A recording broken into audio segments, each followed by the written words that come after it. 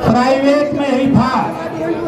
जो प्राइवेट बिजली उत्पादन के घराने थे, बिजली वितरण में लगी हुई कंपनियां थी, वो बिजली का वितरण कुछ बड़ी बड़ी हवेलियों में कुछ चंद पूंजीपतियों के घरों तक करती थी और बाकी देश अंधेरे में डूबा हुआ होता था।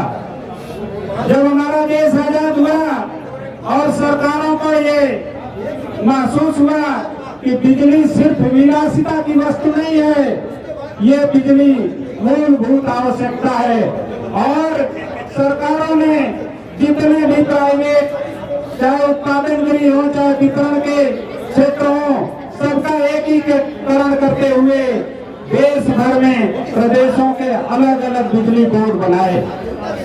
उन बिजली बोर्डों ने लगातार काम करके देश के प्रत्येक घरों तक आज की डेट में बिजली पहुंचा दी है।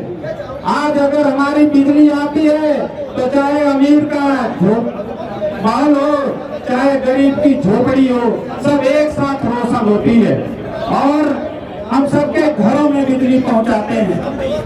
जैसे ही हमारी वितरण व्यवस्था सबके घरों तक पहुंच गई, हमारी मीटरिंग में बहुत सारे पैसे लगा करके सबके घरों की मीटरिंग हो गई, तब हमारे कुछ देश के पूंजीपतियों की दृष्टि हमारे विभाग पे पड़ गई है और इसमें हमारे ही विभाग के कुछ वरिष्ठ अधिकारी सम्मिलित होकर के साथ रात करके कुछ बड़े निजी घरानों को हमारी व्यवस्थाएं सीधे, जिसमें उनका कुछ नहीं लगना है, औने पौने दाम पे, टोकन मनी पे, 1 रुपए के दाम पे हमारी सारी संपत्ति निजी घरानों को देने के लिए आतुर है।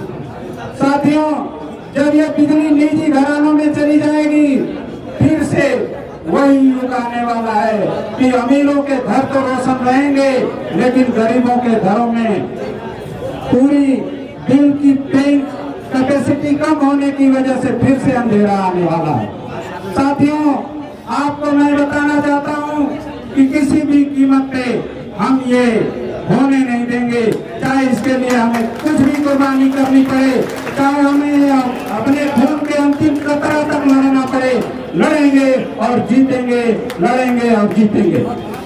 साथियों, हो सकता है कई लोग बता रहे हैं सरकार बड़ी टेढ़ी है, सरकार मानने वाली नहीं है, तो साथियों मैं आप सभी को बताना चाहता हूं कि सफर में धूप तो होगी, जो जल सको तो चलो।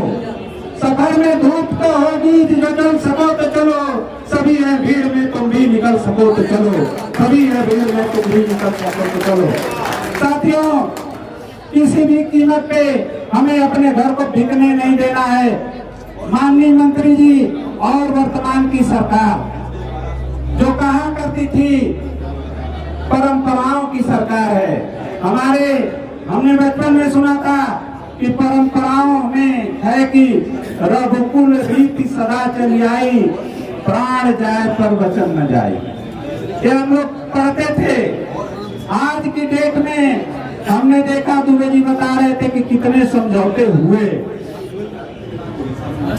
चाहे अप्रैल 2018 का समझौता हो, चाहे अक्टूबर 2020 का समझौता हो, चाहे 3 दिसंबर 2022 का समझौता हो, चाहे 19 मार्च 2023 का समझौता हो, सारे समझौतों में हमारी बातें मानी गई, लेकिन मानी एक भी नहीं गई। तो निश्चित रूप से जो ये परंपराओं की बात करते हैं, उन्हीं परंपराओं को तोड़ते हैं, इन पे विश्वास करने लायक भी नहीं है। साथियों, मंत्री जी कई चीजें बता रहे थे कि निजीकरण के बहुत सारे फायदे हैं। निजीकरण कह रहे थे कि बिजली जब से गई है एनपीसीएल को वो 10% सस्ती बिजली दे रहा है। मंत्री जी आप किसको गुमराह कर रहे हैं? एनपीसीएल का गठन 93 में हुआ था और 93 से जब रेगुलेटरी सरचार्ज हमारे यहाँ 9.28 से घट करके 4.28 हो गया, फिर 2.454 हो गया, तब भी एनपीसीएल लगातार 8% रेगुलेटरी कमीशन ले रहा था और 8% लगातार हमारे उपभोक्ताओं का दोहन किया जा रहा था एनपीसीएल की तरफ से। और जब ये मुकदमा गया है और मुकदमा एनपीसीएल हारा है, तब उसे 10% की पेनाल्टी लगाई गई है। वो छूट नहीं दे रहा है। वो निश्चित रूप से जो पैसा ज्यादा वसूला था उसकी वजह से उसे पेनाल्टी लगाई गई है। वो सस्ती बिजली कतई नहीं दे रहा है।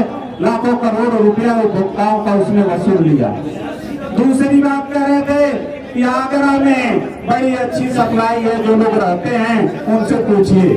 साथियों, मैं आपको बता दूं, मैं आगरा में ही रहता हूं और पिछले 1-1.5 साल से आगरा में हूं। और आगरा में अगर आपका बिल खराब हो गया तो आप अपना रगड़ते रगड़ते जूता घिस दीजिए, लेकिन अगर बिल 2 रुपए 56 पैसा का तो 2 रुपए 51 पैसा नहीं होने वाला। चाहे आप कितने भी साक्ष्य दे दीजिए, चाहे कुछ भी कर दीजिए, प्राइवेट वाला किसी की सुनने वाला नहीं है।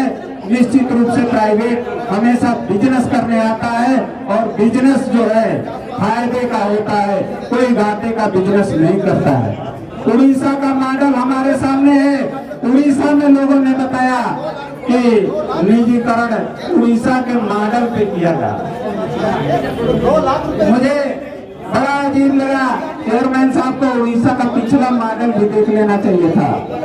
उड़ीसा के पिछले मॉडल में क्या हुआ कि जब वहां भयंकर चक्रवात आया और सारी लाइनें ध्वस्त हो गई, तो प्राइवेट कंपनी ने कहा, हाथ खड़े कर दिए और उसने सरकार से कहा कि जन कल्याण करना हमारा काम नहीं है। हम व्यापारी हैं, लाभ कमाने आए हैं और लाभ के सिवा हम कोई काम नहीं करेंगे। हम जन कल्याण का काम नहीं करेंगे।